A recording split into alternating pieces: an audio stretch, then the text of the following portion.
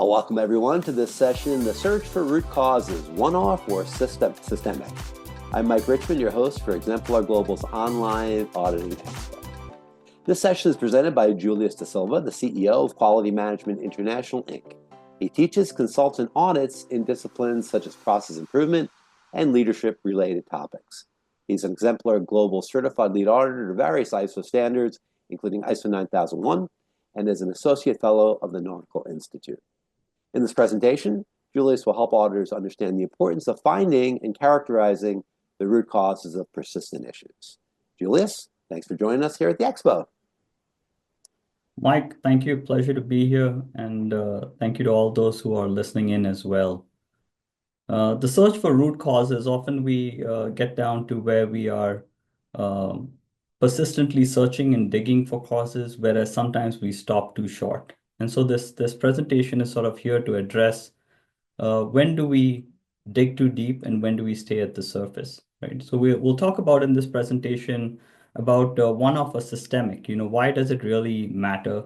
When do we determine which applies? We look at some practical applications from an auditor's standpoint, as well as for those of you who are part of your management systems and implementing them. How can you apply this concept there? We'll look at some renowned case studies, as well as we'll talk about balancing action versus prevention as part of your root cause analysis process. So just a quick synopsis of QMII, Quality Management International Incorporated, has provided best in industry process improvement, consulting, auditing, and training since 1986. So it's more than 38 years since we've been doing this. We're headquartered in Ashburn, Virginia. We are 9001, 2015 certified. And for any of those of you in the government contracting field, those last three bullets may apply, right? We're a 8A firm by SBA, disadvantaged business enterprise, as well as we have a GSA multiple award schedule that we hold. Quick outlook here of some of our clients, some from the federal government, as well as some from the commercial industry. And this is just, again, a snapshot. We've worked with over 1,000 companies over the 38 years, both here in the United States as well as internationally. And therefore, we talk about this root cause analysis over here. And when we talk about root cause analysis, one thing that comes to mind is that as we train our personnel, we train them to audit, right? One of the trainings is for your internal auditors, they get auditor training. But oftentimes what I found is, we assign these non-conformities to process heads, department heads, and we tell them find a solution, find out what's wrong here and then find a solution. Rarely do we provide them any training in how to really do this problem-solving process. Those of you who have undergone training, and if you have not, will recognize that perhaps the most important step in your root cause analysis is being able to clearly define the problem statement. Therein in itself, once you determine the extent of the non-conformity, will you be able to determine if it's a one-off or if it's systemic? Okay. And just like if you go on a search engine and you ask the right question, page 1 onwards, you'll get all the right results. Versus if you ask an incorrect question on a search engine, you'll get 1,000,000 wrong results. Even with AI, you ask it a focused, good question, it gives you a good output, right? Whereas if you just ask a random one statement comment, it may not give you the output you're looking for, and you got to keep refining it till you find what you want. And therefore, process owners, regardless of what the auditor sometimes has given you, right? Regardless of what the auditor has given you, if you are a process owner, you must take that non-conformity given by the auditor and further define it correctly for your management system. And in doing so, you'll be able to determine if a non-conformity reflects a deeper flaw in your system. Do keep in mind that when we as auditors audit the system, we are sampling the system. We are just sampling the tip of the iceberg. We know not what lies below the iceberg. In the sample that we have looked at, we may see a non-conformity. It is for you who are resolving the non-conformity to resolve and determine what lies below the surface. Is this just one example of things that is there in the system and there is something below the surface, or are we good, right? ISO standards, and we're going to cover this all through our presentation here, but the ISO standards like 9001, 14001, 45001, they provide a good structure to root cause analysis, right? Further, why even get to that point? They provide a framework to act as a preventive tool to prevent you from even reaching to the point where you have a non-conformity, you have to perform root cause analysis. And finally, as auditors, right, and all of you auditors here, we must assess if the corrective action taken by the organization really addresses the systemic issues or not. So the power of root cause analysis is what we're going to talk about, because you as auditors are going to provide value to your audit and to the organization that you're auditing by giving them a well-written nonconformity. A well-written nonconformity becomes the starting point of corrective action. And when you are able to give them a non-conformity that is focused on the requirement, substantiated by objective evidence, right? Substantiated by objective evidence, and that clearly defines the system failure. It's not focused on failure of a department, not focused on failure of an individual, but it clearly identifies a system failure when organizations start doing their root cause analysis leading to corrective action. They are going to look at what has caused this system failure. And in doing so, they will determine the extent of that failure. Is it a one-off or is it systemic? Because root cause analysis investigates beyond the immediate failures to find underlying issues, right? To find underlying issues. Focus should be on the system weakness, not just the apparent causes. And this is what we're going to look at. How do we do this as we go through this presentation? RCA, therefore, will become foundational to effective corrective actions. And as auditors, we must ensure that the corrective action is indeed effective, right? Is it merely a medication or a tablet that is taken to alleviate a headache that you have? Or is that headache recurring? And if the headache is recurring, what is the systemic cause of that headache? What is the systemic cause? So one-off events, of course, may not repeat, right? Systemic issues can recur across time and area.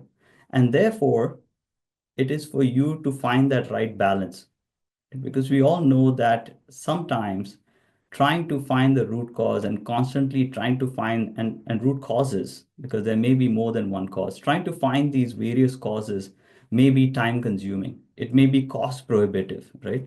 And there's resources required from a personal standpoint, from people standpoint, and the time invested in reviewing the processes, etc. And therefore, you want to look at finding that balance, finding the balance where systemic failures often are hidden in and they hide the risk not determined in policies.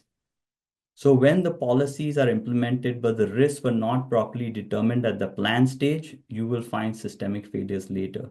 And what you may find is that at the plan stage itself, the plan was not appropriately implemented when we are looking at the plan, do, check, act cycle.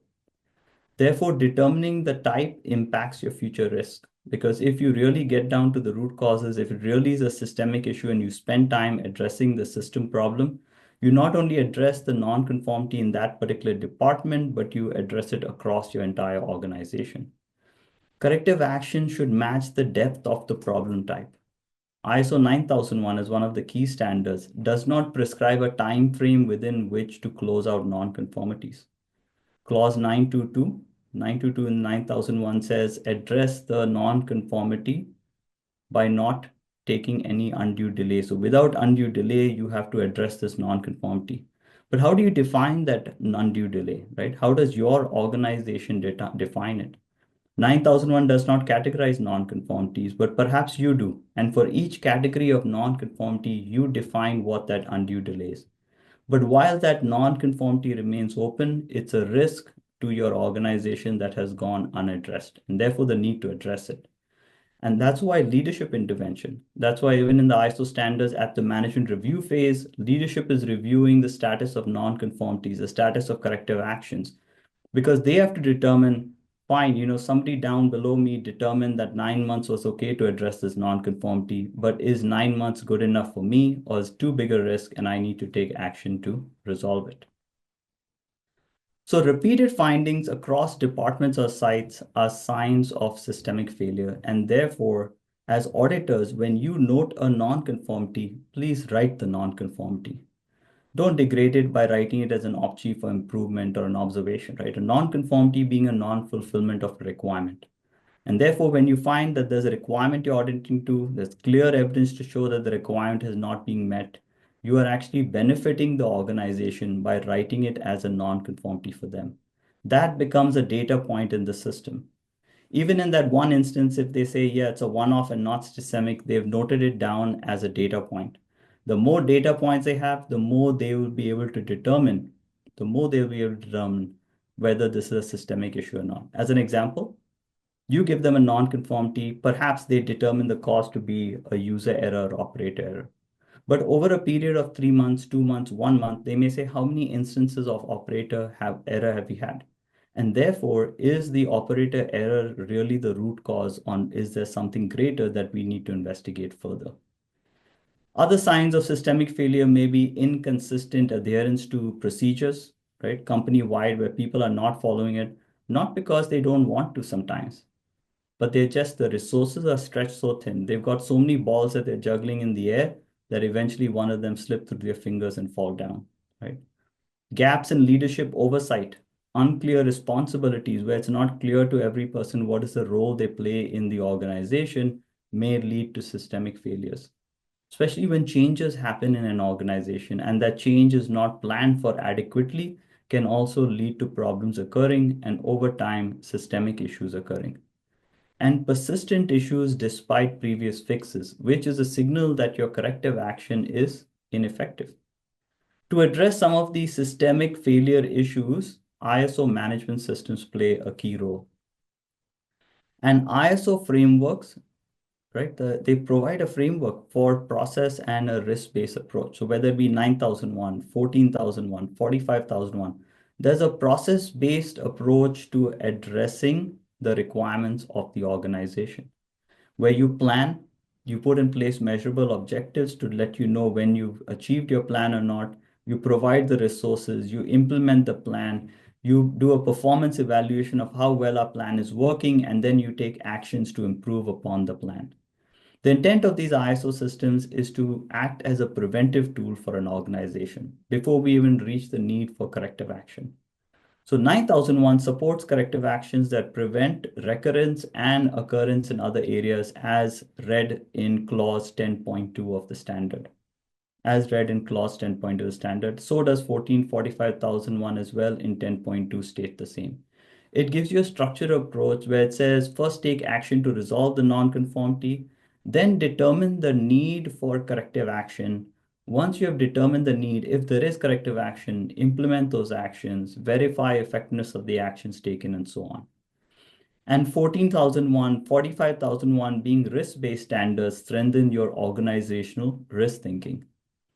The management system, therefore, when used well, when implemented well, and when leadership is committed, will help to detect and correct systemic issues early. However, systems also can sometimes be dangerous. Why? Because systems can sometimes mask risk. What are those risks that systems may mask? Is a success bias, right? Does it mean that a lack of failures is a successful system? Does it mean that if there are no non-conformities in your audit, that your system is perfect? But when there is a lack of failures, it may sometimes lead to reduced vigilance. It may sometimes lead to complacency. Near misses and small errors often go ignored, perhaps because the culture allows it. It's the way work has always been done, and the culture allows it. Perhaps there's no systemic method for these near misses and small errors to be reported, to be recorded. So what happens? They get fixed on the spot, but the data point is lost. The data point is lost. Overconfidence in processes may sometimes lead to blind spots, especially when you don't have any naysayers. Everyone is the yes, sir, yes, ma'am, right? And you always have the yes people around. It leads to overconfidence where you get tunnel vision, you don't see your blind spots, and it can impact you. Just as in sometimes the residual risk from root cause analysis may not be evident because you feel like you've taken effective root cause analysis and what you implemented is perfect. And therefore audits, right? When you're assessing your system, and auditors when assessing systems must consider sampling areas with no findings also, where the system has been working well year over year, time over time. Consider sampling those areas well to determine, are there any hidden risk over there that with time have got perhaps missed out. So we look at a few case studies, perhaps one of the most famous ones, the Chernobyl disaster, right? And what were some of the systemic issues here? There were systemic design flaws and unstable reactor design. When these equipment were shipped out to the nuclear reactor site, they were actually at the nuclear reactor site broken down to its nuts and bolts and washers and pieces and rebuilt by the people on the site. Rebuilt by the people on the site because they did not trust the quality of what they were receiving from the manufacturing plant, right? But unstable reactor design, it was known, and still they said go ahead because there was a rush to be the first nation to generate electric power and from the electric power to light a city and such and so forth. Operational errors, unsafe conditions during testing. Again, they knew that the emergency procedures were inadequate, but they still went ahead because there was pressure to be the first. Right? Pressure to be the first. Weak safety culture because the hierarchy and the authoritative regime, and it was being operated by the Russian army at the time and military personnel and personnel of the communist regime. It discouraged questionings of unsafe decisions. Right? It's like I said it, you must do it. I said it, you must do it. And inadequate competence levels. Young people, because they did not have suitably qualified people. There were nations like the United States were already building power plants. They've had experiences, but Russia did not want to learn from these other experiences, right? So inadequate competence levels. They took young people, put them in charge of a nuclear reactor. We had a disaster where they were not even able to respond to emergency well. And when the emergency occurred, even they did not even ask for help. There were others who could have helped. They had knowledge of how to deal with these, but nothing, right? So lessons from these led to international regulatory reform. Another well-known incident, the Deepwater Horizon oil spill. Here, cost cutting took priority over safety culture, and as the standard in 9,000 says, a loss of customer focus, inadequate risk assessment of well integrity. Regulatory oversight was insufficient and inconsistent. And over time, when you read the incident and what has happened, you'll see that there are a number of smaller issues along the way that if they were recognized, if they were addressed, may have prevented the bigger issue from happening when the well leaked and the blast and everything else. So it led to stronger environmental standards. You have a safety environmental management systems now in place for these offshore oil rigs and various other safety reforms that were put in place. And then the more recent one with the Boeing 737 MAX crashes. Again, critical safety features were sold as optional to airlines, right? They were sold as options to airlines. If you want the safety feature, you have to pay more. Whereas these were critical safety features, they were not made mandatory for all airlines. Here again is an aspect of lack of oversight, where the FAA over-relied on Boeing's self-assessment.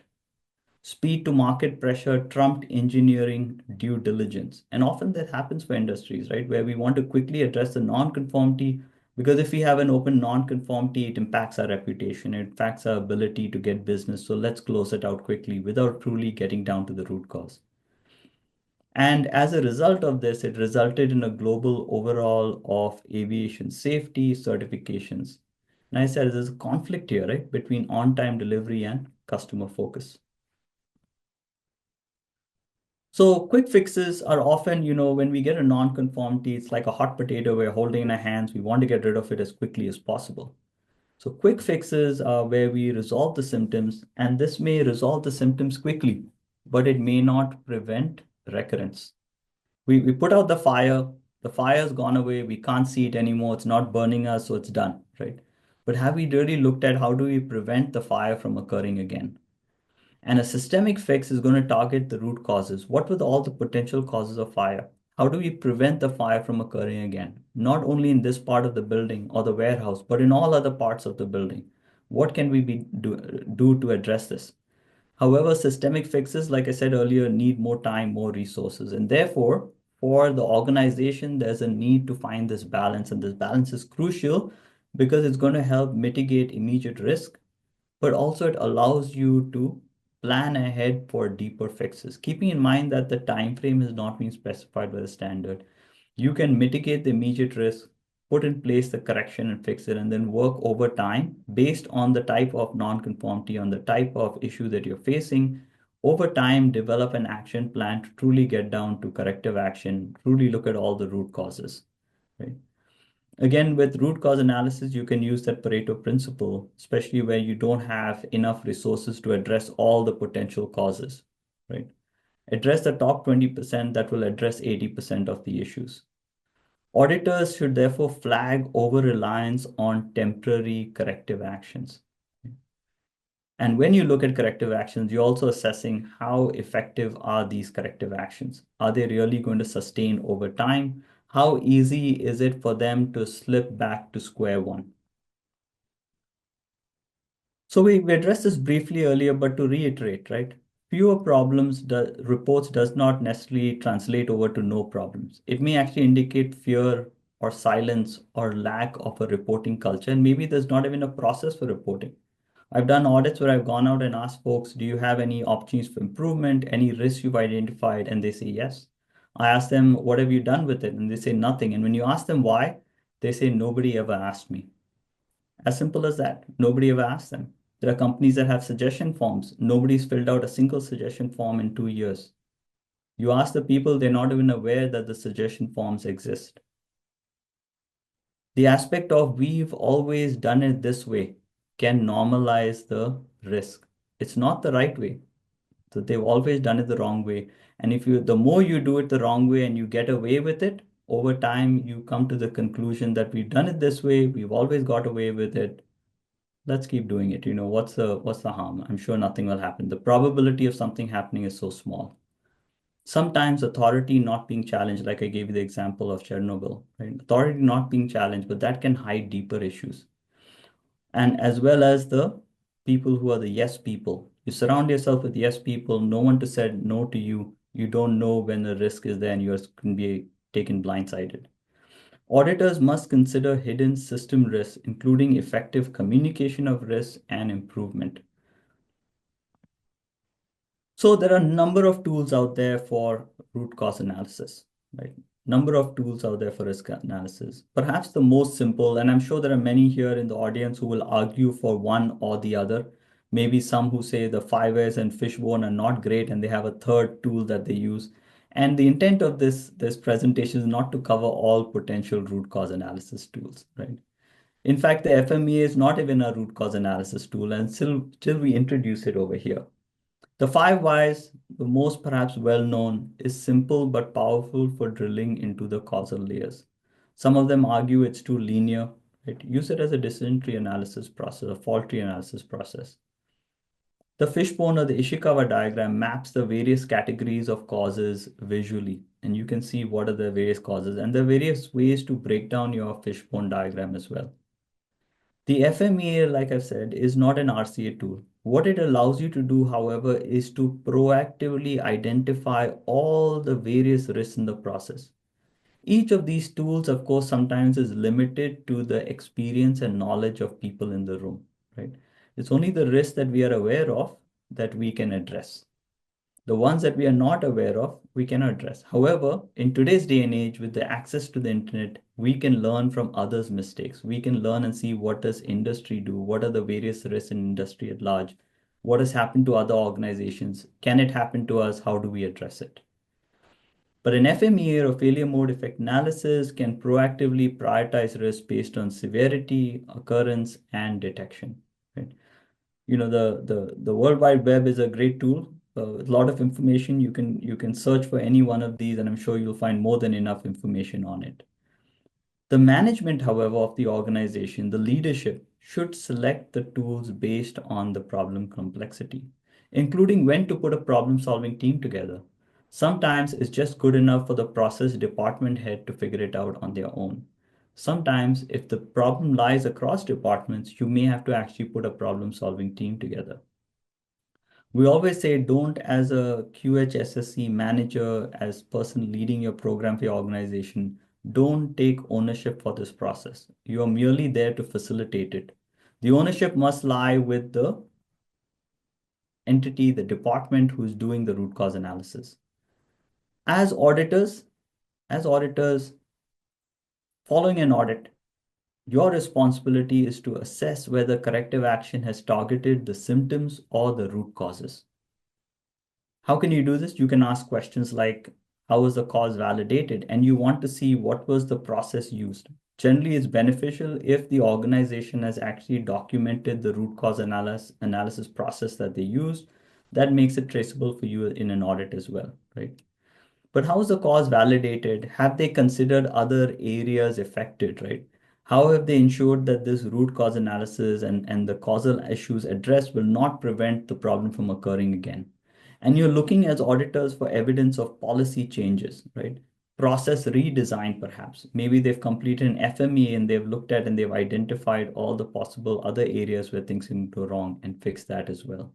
You're looking at, have they shared this knowledge among the various sites that fall under the corporate umbrella of the organization?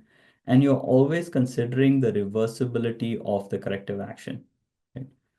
Training sometimes being the most easily reversible corrective action.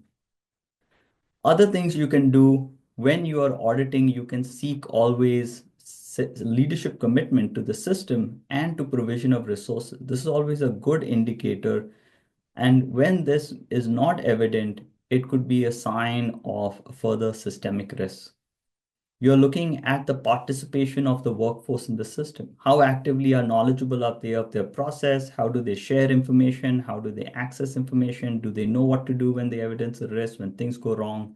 You're looking for repeated past findings or similar incidents elsewhere.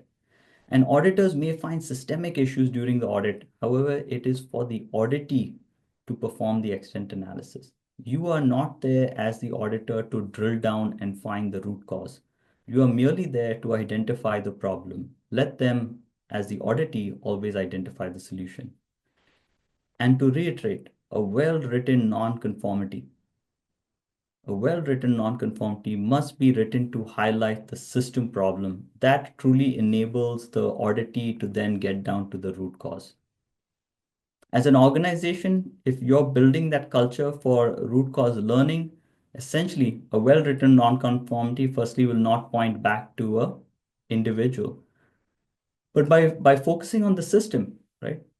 By focusing on the system, by asking how and why the system failed the individual, how and why did the system fail the individual? Can you really promote this, so to speak, no blame culture, creating an environment where people feel free to speak up, right? By encouraging cross-functional teams to share incident insights, because what has happened to one may occur somewhere else, and so they can take preventive action. And leadership must support long-term process improvements. Continuous learning, of course, must be rewarded and celebrated, including when problem solving is done and the root cause is truly addressed. Celebrate that. It's a success. And again, to repeat, please, the root cause analysis process should not become solely a QHSEC department activity. Let the process owner take responsibility for it. And we're talking about root cause analysis, we're talking about risk, but like I said, sometimes we only know what we know. What if the risk is unforeseeable? For example, with the Fukushima nuclear plant disaster that happened in 2011 following the tsunami, etc., there was known historical data, but it was from the 1840s or 1850s. There was a similar magnitude earthquake, similar magnitude tsunami, destruction across Japan. So it was known in that region, but it happened over 150 years ago. Do I consider that data? However, there were also aspects of cost and resistance to upgrade old reactors. So it was known the reactors were older. It knew that the safety factors, the boundary walls were not up to spec. However, because of costs, etc., there was resistance to upgrade them, and that action was blocked, right? But it reinforces the need for foresight for a proactive risk culture. And if you have a SWOT analysis that you maintain, or some organizations call it their context of the organization log, whatever it may be, if you have that, please keep it updated. Review it often, keep it updated, review the risk. It's not a one-time process where you review the risk and you're done, right? And therefore, the need for balancing action and prevention. Immediate fixes are necessary, right? You cannot skip that step. It's necessary to stop the current impact.